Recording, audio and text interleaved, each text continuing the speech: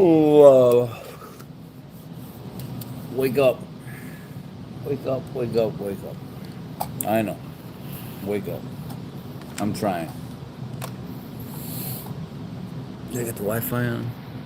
I don't have the Wi Fi on.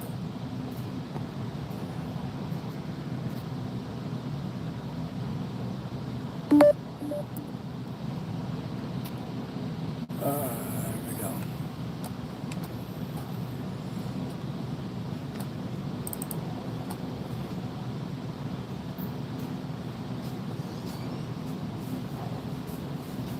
Morning.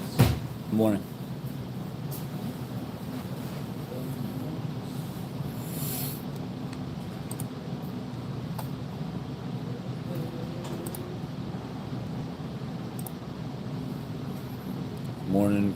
Good morning, everybody.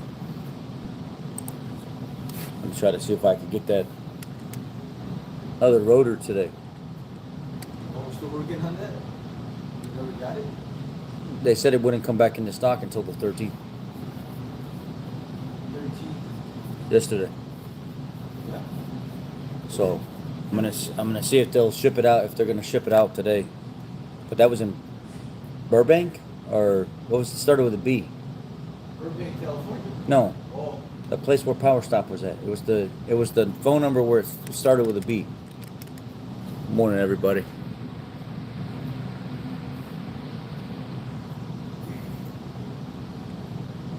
What's going on with the eBay storefront? I don't know. I mean, we need to finish setting it up, but we need to figure out everything that we have first. But there's some discrepancies on how it should be done. You know, Young, he thinks one way, I think another way. Ultimately, it's going to be whoever's working on it that's going to have the final decision on, and it ain't going to be him. So I'm trying to figure out how we're going to go about actually doing it. What he was saying is that we're basically going and figuring out what each individual part goes to. It's kind of wasting time because once you type in the part number and stuff on eBay when you're setting up your storefront, it will populate what's already out there and it'll kind of give you an idea on where the part needs to go.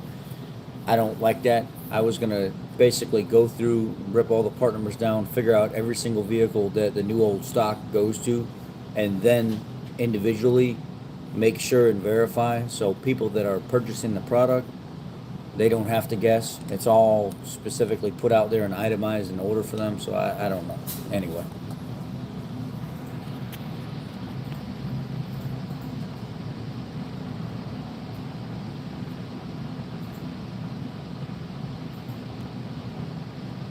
What are the possible reasons the wrench light would come on 2007 F450 6.0?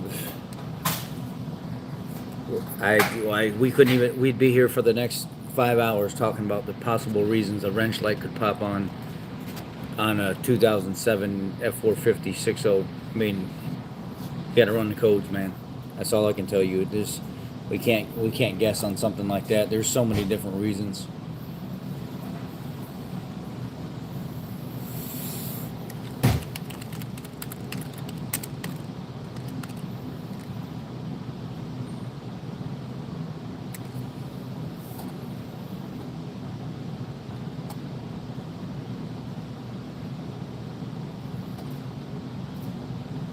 The Nissan NV3500 engine is in. Everything's bolted up. It's up to stall. Now we're just putting together the front clip on it.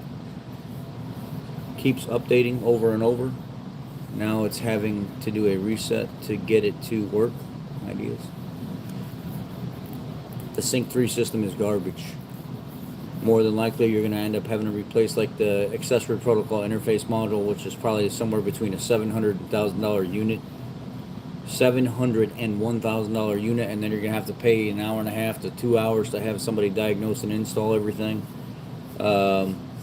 So it's the Sync 3 system is trash. I try to tell everybody all the time, if you can find the aftermarket systems that dress up to the factory bezel. Sometimes you can actually, the radio companies actually have the entire plastic and everything around the radio that with their system, it fits the factory housing and stuff, so it makes it look factory.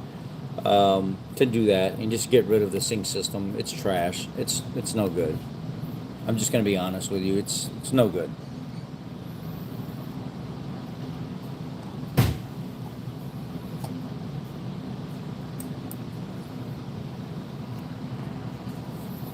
What do I think of Pontiac Vibe, Toyota Matrix, Corolla, Yamaha, reliable, near? Oh yeah, I mean you could and you can abuse the hell out of that I mean, I'm talking 7,000 RPM all day, and nothing will happen. It'll run just fine. 18 F-150 Platinum leather seats. What kind of leather? Tried multiple conditioners. It seems like nothing soaks in. Any ideas? I don't know. I don't know. Leather for me, I just buy whatever typically at the parts house, like the Griot's Garage leather conditioner or the Lexol, and I just try to. I hope it works. I appreciate that, man.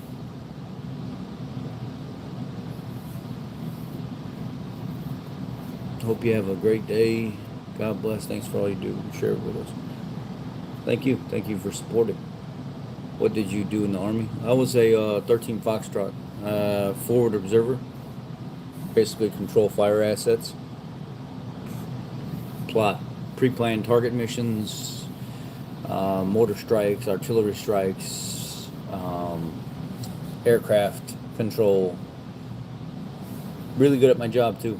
I remember as a private, as a PFC, being able to take new guys coming in. I wasn't even a specialist yet, and go train them at the Guard Fest. And I was really good at my job. I tried to excel in pretty much everything that I did, technically. And I remember getting hazed whenever I first came into the military because out of my class, I was the one that achieved the Master Blaster Award. When I was doing my qualification to pass the class, I was less than 1 meter from my target, and my next round was direct impact. I did not, there was nothing, it just impact right through the hood of this dummy car with this concrete round. And it was an experience being able to sit up on top of these call for fire points out in Oklahoma and looking across a flat plain and all the targets that are just way out there. I'm talking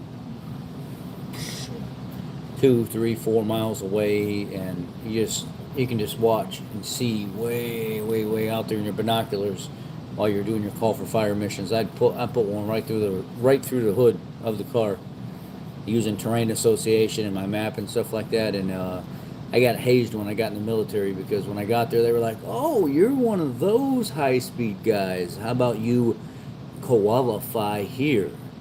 And it wasn't qualify anymore. They called it qualify. And my team of fisters, called fisters, watched outside the Guard Fest as the staff sergeant that was in control of our group basically told me to flip upside down on a tree, put my legs around the upper portion and my arms along the lower portion, and do a full fire mission upside down. And I was successful. I was able to do it, no problem.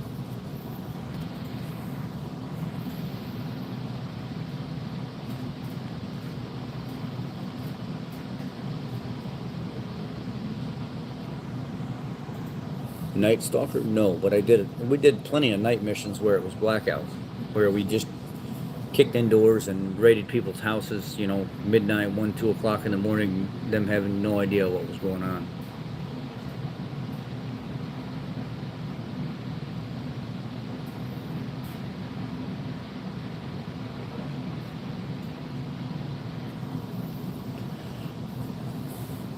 Do you have a fix for the VCT rattle on deceleration? There is no fix. You can put new solenoids in it, and it might be fine for a day or 2 days or a week, and it comes right back.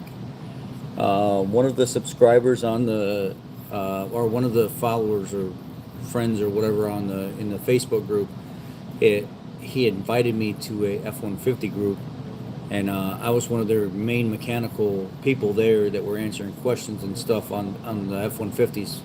But it kind of got overwhelming, so I quit. I unsubscribed from the Facebook group because I was just like, this is too much to do this and my stuff and run the business and stuff all at the same time.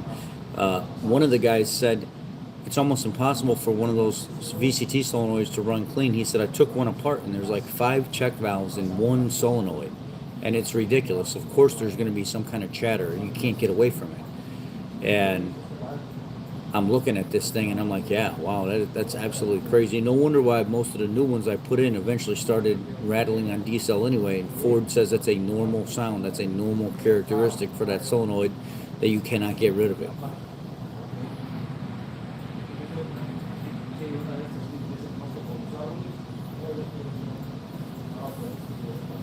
Every one of the ones that I've replaced, and I even changed the weight of the oil and stuff on, it just comes right back.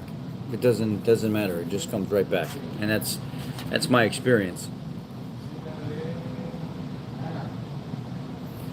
What causes the static in LF's left front speaker above 60 mile an hour in a 2017 Explorer Sony sound system? I mean, interference, electrical interference. I mean, I don't know if you got like a bunch of like add-on stuff or something that you're running. Are you running any kind of like aftermarket stuff? Any high capacity like this phone that I'm on right now? If I was to turn the battery pack on right now, it would have interference with the video because the battery pack it's one of those high-power battery packs. And I know a lot of people run like sound systems and stuff like that. They can interfere with things. I'm just guessing. I don't know. Could it be a bad connection? I don't know what to tell you then. If it's completely original and you're still getting static, I don't know what to tell you. Nope. I have no idea, brother.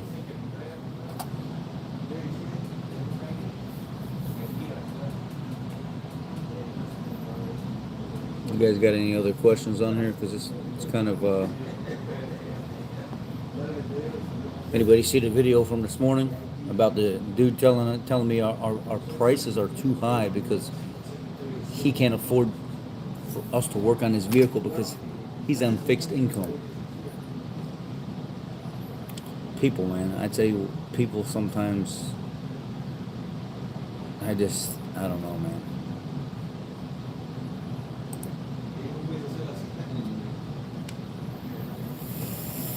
Oh, I don't know. About another week, the torque converter for the Grand Marquis will be here. The performance torque converter.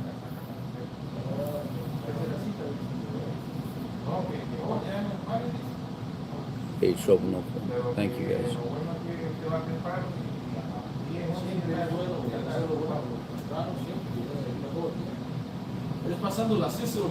Hey, you're not going to fix them things. You're not going to get away from the oil consumption problem with them. 18, 19, and 20 all have it, and you're not going to fix it unless you pull the engine, blow the plasma and stuff out of it, sleeve it, and put it all back together. The oil consumption is not going to go away. I mean, sometimes you can be. A lot of guys have said that they went to a 10W30 oil, and that helped a lot. Some guys have said they added a crap ton of oil stabilizer. That helped a lot.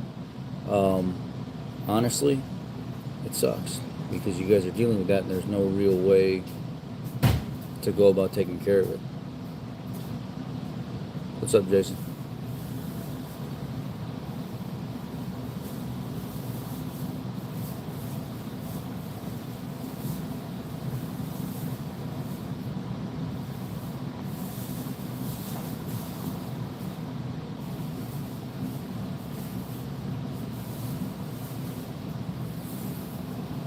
We had a guy. When did the Audi showed up? Oh, tamales, homemade. Para que uno de gas and course. Pretty much homemade. You make them every day. Tamale. We had a driver show up. When did that Audi? Remember when that guy was like, "Oh, I'm waiting for payment" or something like that, or maybe it wasn't the Audi. Oh my God. Hey. Oh my God. Wow. It's got a ton of meat too. That's good. guy, if you ever come in the morning, because he'll be here by the time you get here. There was a guy? California. Mm-hmm.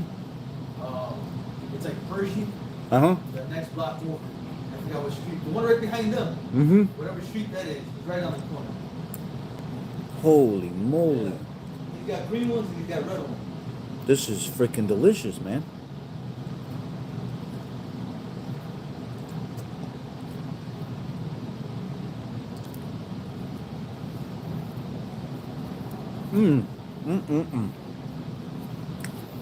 I'm glad that I don't know where this guy's at, other than what you just told me, because I'd be twice as bonzone as I am right now. Not you, man. He's close by though. Serious, you go in the morning, you'll see him. That's fucking good. Wow. It's got the right amount of spice. It's not overpowering. You know it's there. And that guy, right now, the only reason he's still there is because schools are out. Yeah. But once schools start up, shit, by 7:30, he's gone. Right. All the parents stopping. Hell no. The parents stopping and taking down his tamale. And sometimes you want something, you pass by and fucking go on. Yeah.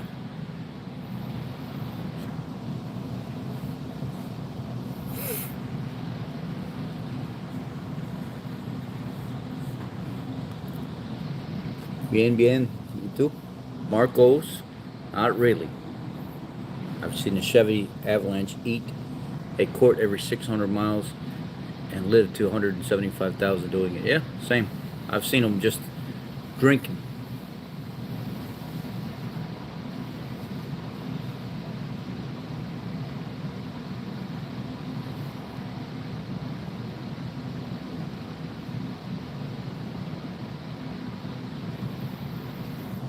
When I was driving home from work, I saw one of those newer model Mustangs, and the exhaust on it sounded nastier than cucumber Gatorade. Hey man, I love cucumber Gatorade. Cucumber Gatorade is good. I don't know why I like it, but I do. I guess it all comes back to different strokes for different folks, right?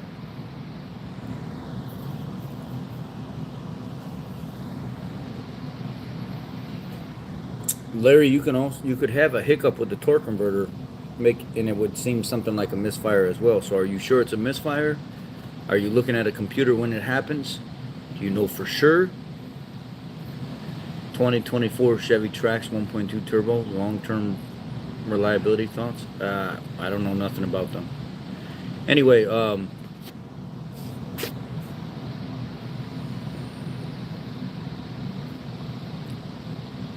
with the 5.0 issue, you think the 5.0 catalytic converters are at risk? Yeah, but who knows? Yeah, it's cucumber flavored Gatorade. It's like cucumber lime or something like that. Is it? Good morning, everybody. 11 Ford Taurus. The problem sometimes the left back seat door won't. Yeah, you got to put a latch assembly in it.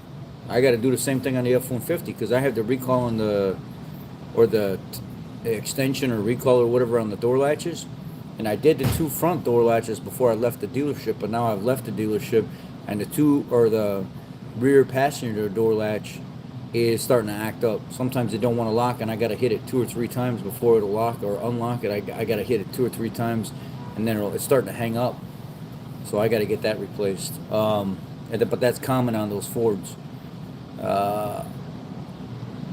Phantom towing. What was I saying? Oh, last week, dude came and dropped off a car in a lot, unloaded it, everything, pulled up his cables and hooks and chains and everything, and sat there.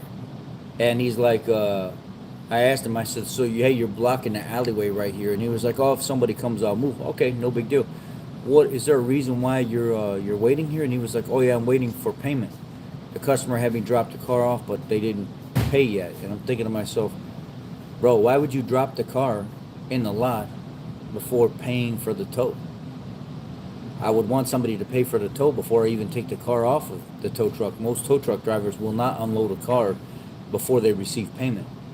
And that happened before. There was like a situation where dude dropped the car the customer got all violent and stuff like that and got in between the tow truck driver and the car and then wouldn't let the tow truck driver pick the car back up, and dude had to leave to avoid the violence and stuff like that, because there was no contract or anything signed before dropping the car.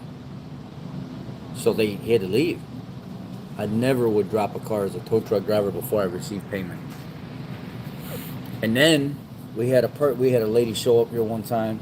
She wanted to drop off her BMW, and it was kind of sketch. She came in, and she's like, "Oh, woo, woo, I have all these problems, woo, woo, woo, this and that." I was like, "Okay, yeah, we can look into stuff like that. We work on BMWs and stuff. We do all the work on BMWs here. There's nothing we really don't do here." Especially European cars, because that's what we specialize. This shop is specialized in for 40 years, so we try to keep up with that trend. And she comes back a couple days later, says, "Okay, the tow truck driver's coming to drop the car and stuff off." Dude pulls up behind the building, and he's going to go unload the car, but he senses some uncertainty with the girl, so he just keeps the car on the tow truck and was like, "No, let me receive payment first before I do anything." And the lady could not transfer the money to him to drop the car, so he took off with the car and was tired of arguing with her and tired of waiting, so he just drove the car straight to the lot. She went and jumped in her minivan and chased after him, screaming out the window, come back, you mother," this and that. And I'm like, bro, being a tow truck driver is so dangerous sometimes, man. On a 2300 ZRV, I noticed that with about 1,000 miles left before the 5K oil change, it's down about half a quart. Is that normal? Yeah, absolutely. That's actually really good. Do you have spark knock on your F-150 sometimes at partial throttle trying to accelerate mine? Yeah, that's normal. It's normal.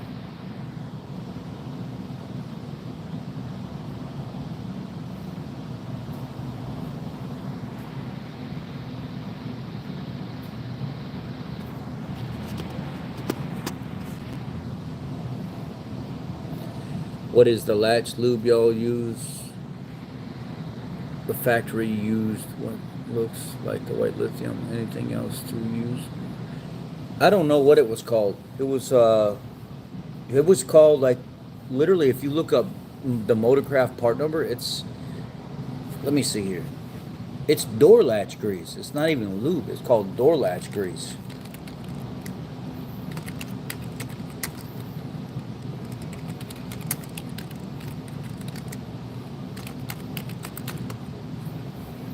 Yeah, here it is right here. Ford. No, that's the constant velocity grease. Where's the...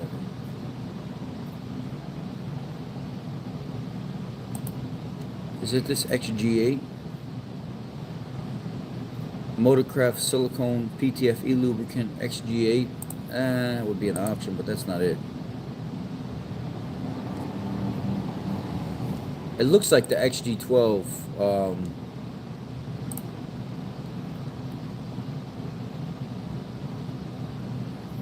Lubricant universal anti-seize silicone compound. XG3A. That ain't it. It says door latch grease. It's a special grease. I don't know. Or use the Motorcraft silicone, the, what is it, XL1 or something like that.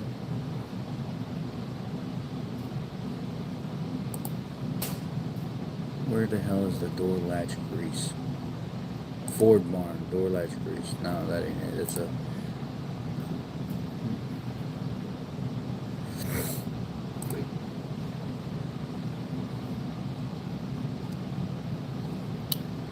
I don't know where it is now. Anyway, it was called door latch grease.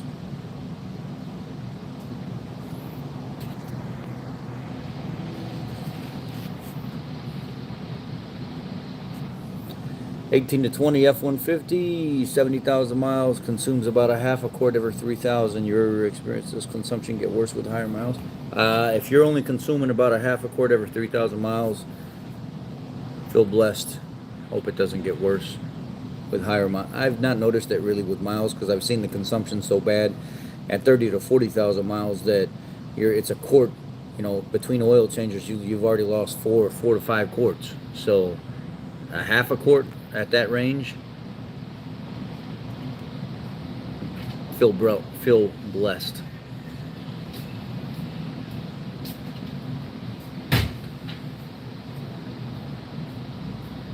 Ah, good morning, babe. Love you. Have a good day. That's my better half right there. ICU 335. Say good morning to her. Ford dealers around here charge 100 to 110 an hour. That surprised me. I'm only used to a small shop with single 50 to 60 an hour most of it. Yeah, I don't know where you're from, Ronco, but it's not around here at all. You'd never get by with a mechanic unless he's a street guy that's just trying to make some cash and he's hard up for his next blow or something like that, or his next fix for $50 to $60 an hour. Most guys around here are charging. Street guys around here typically $75 to $100 an hour. Shops anywhere between $135 to $200 an hour, just depending on where you go. You're not $50 to $60 an hour as a guy is trying to get his next 40 in his line. So I don't know what to tell you. I'm not around here. Ford dealers here are anywhere between 165 to probably 215, 225 an hour.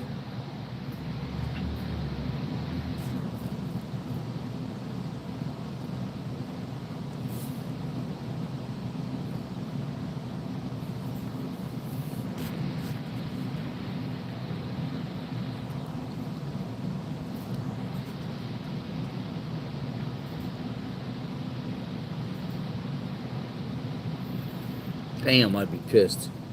He said he had a customer call for a tire change. Said he had cash. When he got there, he got a bad vibe from the guy. Asked for upfront payment before starting, and he said no one told him about a payment. He drove 45 minutes to get there. He said, "Sir, call is recorded, man." Oh, God.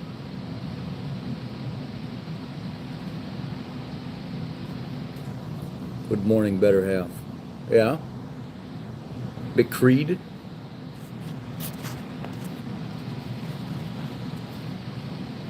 Appreciate you kicking it off, McCreed, and everybody else that said good morning to her.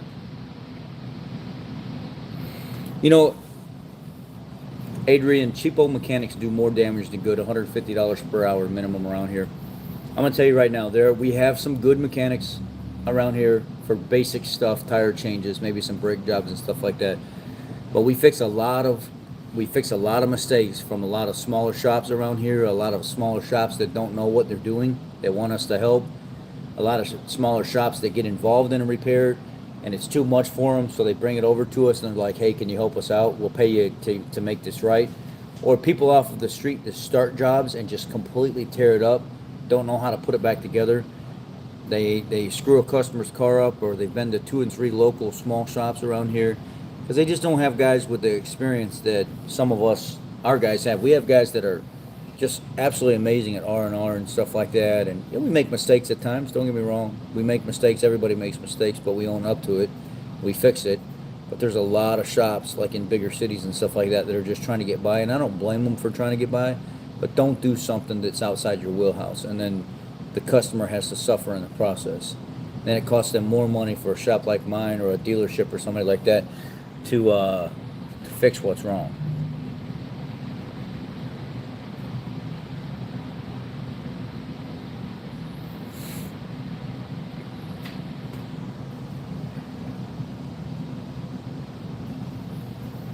Jared, well, let's just put it this way.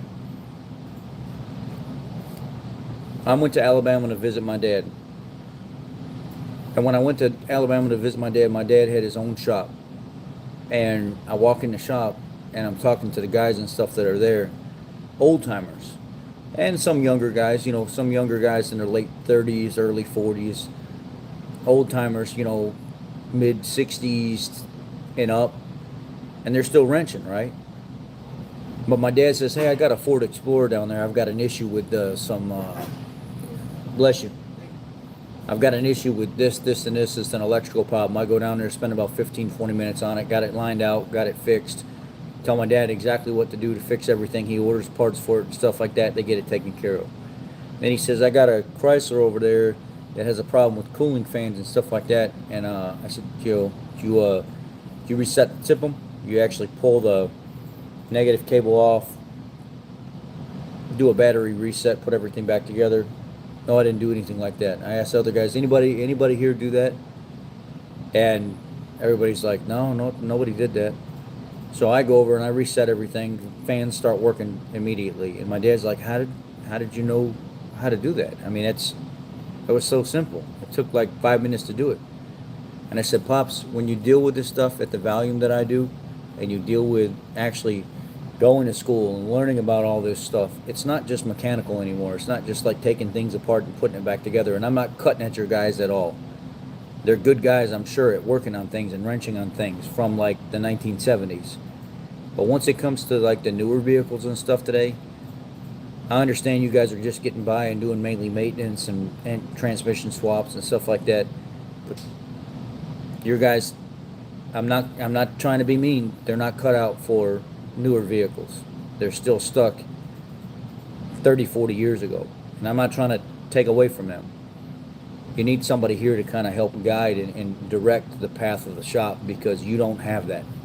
You know yourself, you're not in a position to do it either. And he said, I'm not, son. I'm just going to be honest with you. That's why I call you whenever I have technical problems or things I can't figure out. And I said, well, Dad, I'm only going to be here for 3 or 4 more days. And he said, would you come in and kind of line things out on what needs to be done and stuff? Just give us a quick overview on what you would think. And I came in and I put everything in this order, and this is what it looks like it needs and stuff, and lined everything out for him. And I was still able to go visit the family, check on the shop throughout the day and stuff like that when I was down there. And he was like, it's so much easier with you here. I have a lot less stress, and I'm able to focus on working on the vehicles and stuff. And I said, well, Pops, I ain't gonna be here forever. 6 months later, he lost his shop because he didn't have his health started going down the drain. His guys, I think they really started realizing they really didn't have what it took to work on the newer vehicles, and they were losing a ton of money. And vehicles just sitting around, torn apart, incomplete, biting off more than they can chew. And I'm like, it is what it is. I apologize, that I couldn't be down there and run your business for you and stuff like that, but that's not where my family's at. So if you're biting off more than you can chew, and you're taking in more work than what you can handle, then maybe it's not the business for you, because eventually there's not going to be that many of the older cars in the area, or people are going to learn enough about the older cars that it's going to be mainly all newer cars with newer technology. And if your guys aren't training and they're not getting spun up to speed on it and stuff like that, they're not going to learn.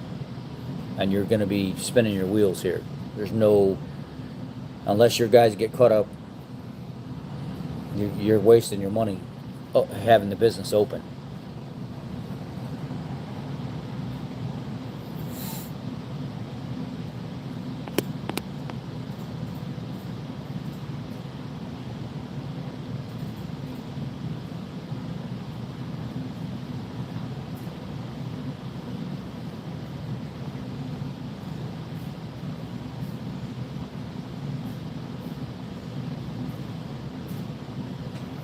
I think that's about what we were at in Louisiana, Lawrence, when I was down there, when I worked in a small town. I think it was a 120, 125, something like that is where we were at. And that was an oil town. That was a town where the majority of people come from the oil field, and it still wasn't that high. And we still didn't even make that much money at the dealership.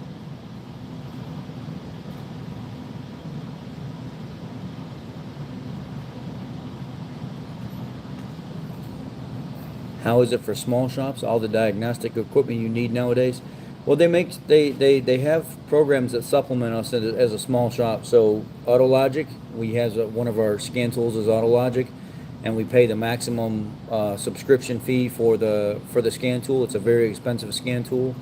On European vehicles, it's very, very, very good, and even on American vehicles, it's very good.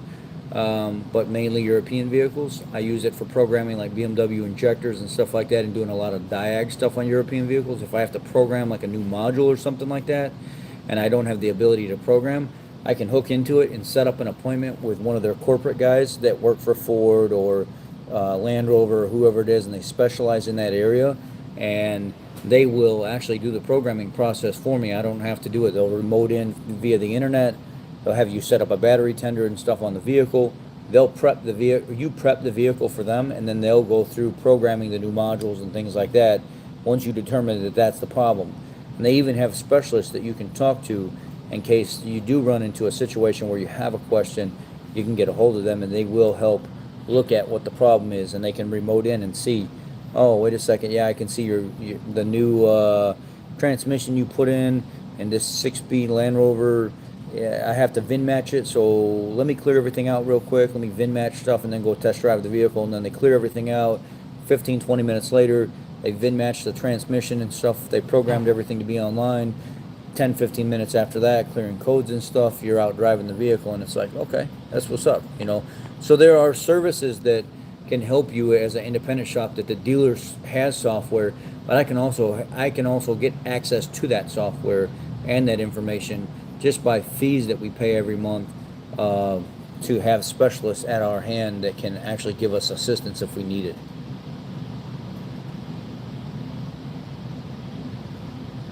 I appreciate that, DT.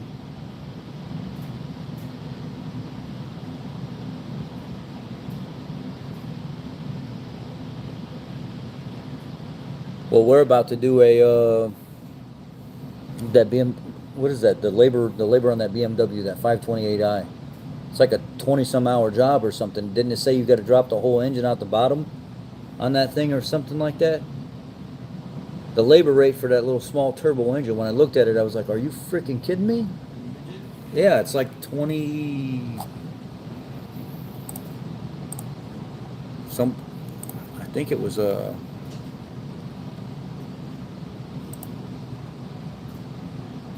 BMW 528i. I think it's all-wheel drive, 2-liter turbo, parts and labor.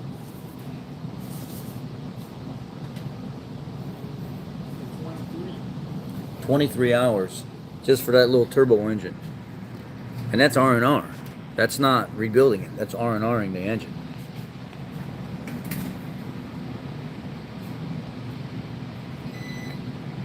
What scan tool do I recommend for diesels?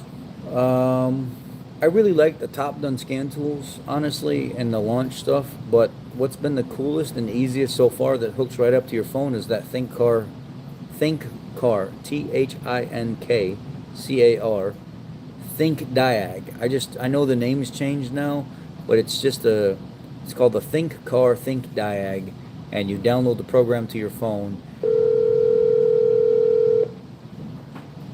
We haven't started on that yet. I'll get it. Service is rich.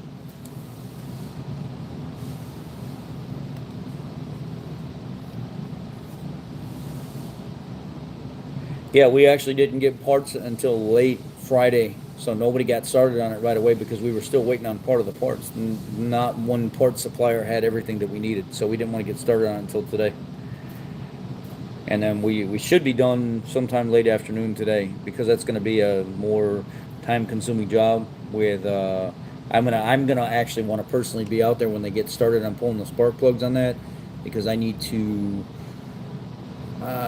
I have the most experience with Fords, so I want to be there in case they run into a jam and I have to get those spark plugs out myself, because we may end up having a couple that break. All right, bye bye.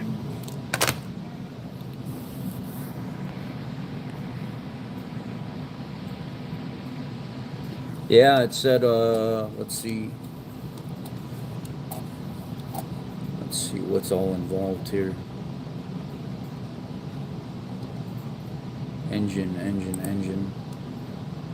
And this BMW only has like 107 or 127,000 miles on it, and it's the second engine in 1 year. These 2-liter turbos, I called Eric from I Do Cars up, and I was talking to him about it, and he was saying The engines in those BMWs they're trash. People go through those engines all the time, and it's not even worth warrantying anymore. It says replace complete assembly with transfer of parts, 22.5 hours on that 2 liter turbo. And it says if you want to overhaul it, they add like another 13 hours to the bill to overhaul it. So 35.3 with overhauling, but 22 and a half just without transfer of part or with transfer of parts. If you're doing a long block,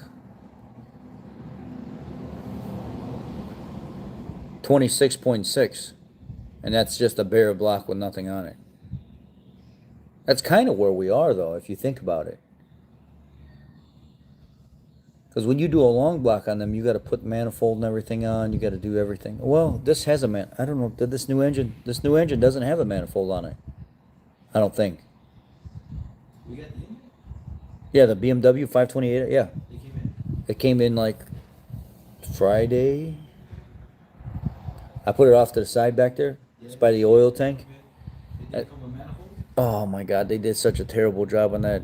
Who did? The parts house or where we get it from. Right. They cut every single wire going to that. I love it when they send you an engine, they send you the harness, Right. so it's easier to drop in. And LKQ. No, and that's every single connector is cut on that thing, man. Everything is butchered. Well, they figured, they're only warrantying the engine. They're not warrantying harnesses and all that. Yeah, and I don't remember if it had the turbo on it. Some of them do, some of them don't. It's hit or miss.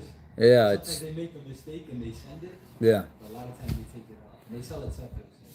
Because it says if you're doing a long block where you like literally have to add everything to the block, which I think most of that is off of that block, it should have been a 26.6 hour job. That's what Young was saying, remember? That's Yeah. the labor he uses. Yeah. The long block.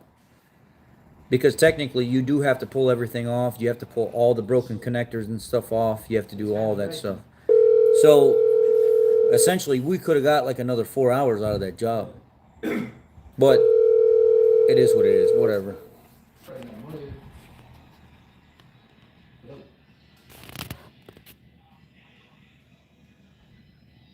Yeah, we're open.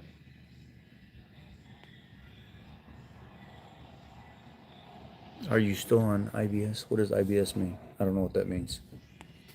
Let me find out for you. Hold on one second. Rick? Yeah. Yeah, he has a problem with his car dying out. He wants to know if we can bring it by, but I don't know, something like that, you want him waiting around, or, you know what I'm saying? Yeah. Service Rich.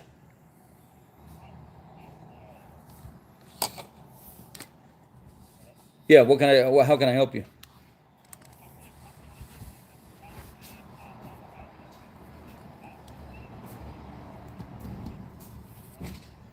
I mean, yeah, it's $150 to check the car out. Now, if it's not acting up when you get here, and let's just say, for instance, I'll give you worst case scenario. I can't drive it. I can't duplicate anything. I can't pull a computer up. I put an hour into your car and I can't give you an answer for anything. Even after looking at everything, every single code being pulled, it's still $150 an hour. So that's where people kind of like, they're like, well, you didn't tell me anything. Well, I'm trying to tell you something, but if it's currently not acting up and I can't tell you anything, that's where the customer gets upset because I can't just make something magically happen, but I still put my time into it. Now, if I can verify something is wrong, there's a bad ground, the starter looks bad, there's some kind of connection that looks wonky or something, or there's code stored in the computer, then great, we'll move forward from there. But if you're coming in and it's not currently acting up, you might leave disappointed because I may not have nothing for you.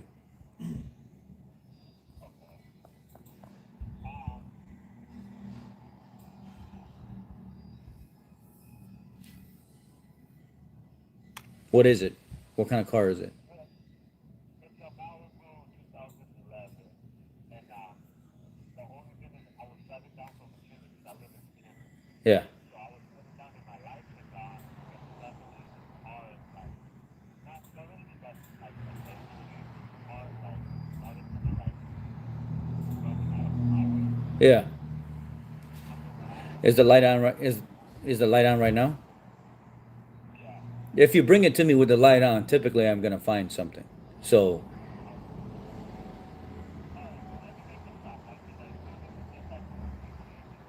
Okay.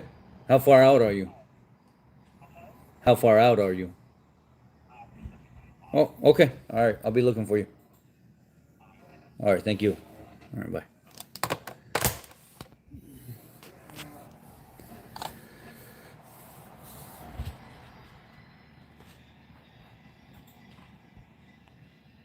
IBS Ford. You mean IDS?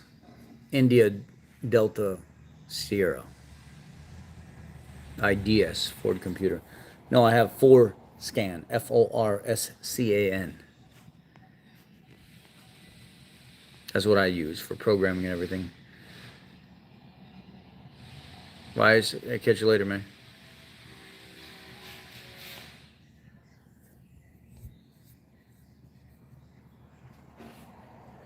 So I like how Rich is straight up with the customers. I am, man. So there's no surprises because they come in and they want you to pull like a rabbit out of a hat sometimes, and it's like, dude, I can't promise you anything, and I'm gonna put an hour into your car unless you're willing to keep paying, and I'm still gonna charge you the rate. It is what it is, man.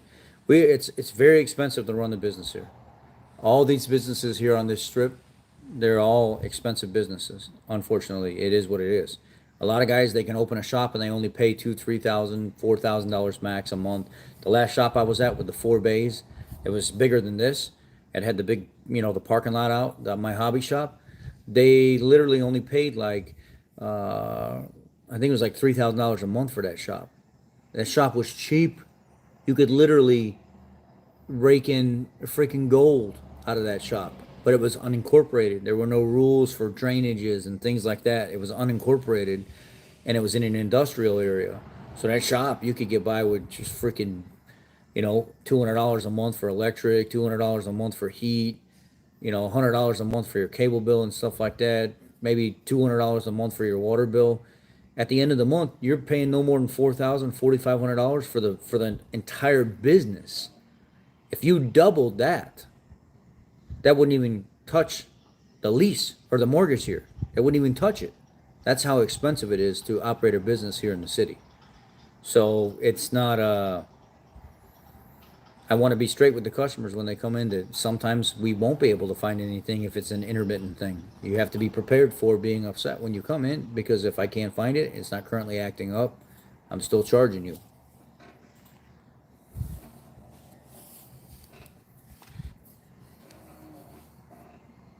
Jason, you too. Have a good one. Good luck touching any European vehicle with all the plastic breaking as soon as you look at 8. That's probably... Yeah, every time we touch something like an older, I would say like early 2000, mid 2000 model European vehicle, maybe to like 2007, 2008. Remember that Porsche that we did, the Cayenne or whatever that was? Or that one guy, that green one, where the dude was like, I don't care what it takes, just fix my car. And we had to keep buying parts and buying parts and buying parts. And it was like one coolant connection broke, and then another coolant connection broke. And then I found out the other day that somebody left a message here that works for Porsche. He was like, you serviced that whole entire vehicle the complete wrong way. That whole drivetrain, in order to service that cooling system that's down on top of the transmission that you can't get your hands to it on the back of the engine, you're supposed to drop it down on a table and work on everything out of the vehicle when you service all those cooling lines and stuff like that. It's not, yeah, that's not meant to be really serviced in the vehicle. That's why you guys ate up so much time and it took so long. I remember Eddie, man, he looked like he was ready to quit around that time. I was ready to quit. Yeah, that car was killing him too. Because Axel tried and he couldn't do it, and then Eddie tried and he couldn't do it. And I'm not trying to toot my own horn, but I've been doing this a little longer than them. And then I would go back there and die on it, but I eventually ended up getting it and figuring it out. But it was a fucking pain in the ass, man. That's got to be one of the junkiest vehicles I've ever worked on. Damn right. I mean, Cowboy Car Crusher, I think his name is, or something online. He says every one of those that come in, he crushes them. He does not even touch them. Just crushes them. These guys love driving these cars. Oh my God, man.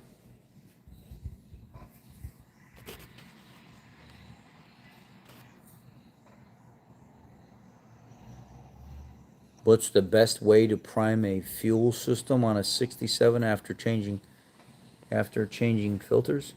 Hold your foot down on the gas and crank it over until you start pulling fuel up there. Once you start pulling fuel up there, the pump will still turn, but assuming it's mechanical pump off the block, it'll still pull fuel up there, but it will not dump it into the engine. And then after you do that a couple times, I would probably say, I don't know, 5 to 10 seconds. Give it a break, 5 to 10 seconds, give it a break, and then probably should fire right up. I think the Ford computer system is expensive but worth it. Gives you TSBs among other things. I agree, Tom, but it's in order to get IDS and FDRS, both new systems on the Fords, it's like $2,600 a year to use that system and get the VCM, the license, everything. Oh, I'll look on it. I guess the guy you spoke to about the issue. Okay, I'm gonna get off here. The guy that I just spoke to on the phone is here, so I'm gonna go out there and touch base with him and see what's going on with his car. I'll catch y'all later. What did you say? 6.7 Power Stroke? Oh, 67, 6.7. Key on. Just key on a few times. Brian, the best way to do it is to go underneath, change. Oh, actually, first, let me take that back. The fuel filter that's up top, crack the line loose on it, but don't take it out right away. Just pull the line off of the lines off of the fuel filter up top. Go underneath, change your fuel filter underneath first, then come up top, change that fuel filter, and then key on like 4 times maybe, waiting 30 seconds in between each key cycle. And then go to cranking it up. That's the best way to do it for me.